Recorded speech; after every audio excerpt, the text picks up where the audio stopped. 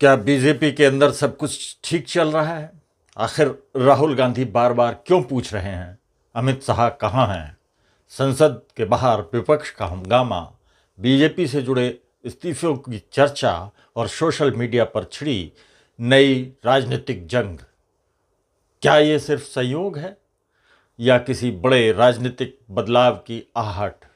आज इस वीडियो में हम पूरे घटनाक्रम को सिलसिलेवार समझेंगे और जानेंगे कि इन घटनाओं का आने वाले चुनावों पर क्या असर पड़ सकता है।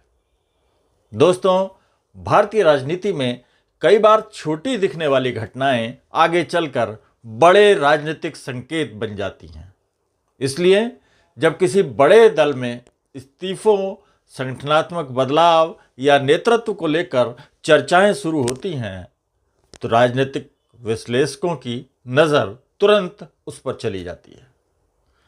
इसी बीच संसद के बाहर विपक्ष ने गृह मंत्री अमित शाह को लेकर जोरदार प्रदर्शन किया।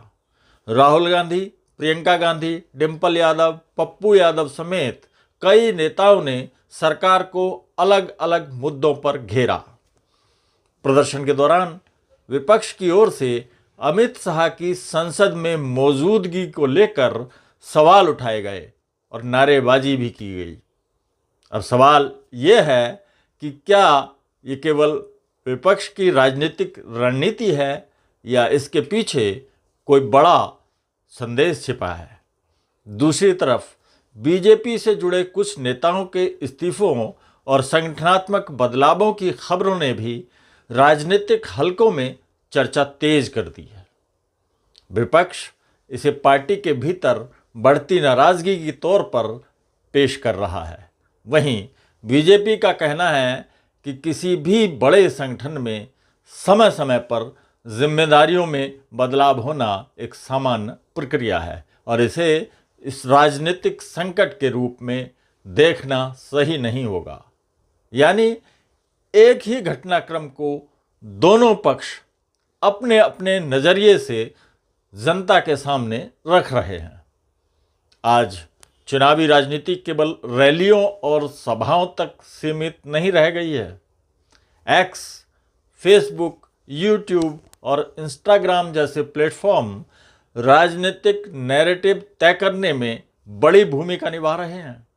कुछ ही घंटों में कोई वीडियो लाखों लोगों तक पहुंच जाता है और उसी के आधार पर नई बहस शुरू हो जाती है।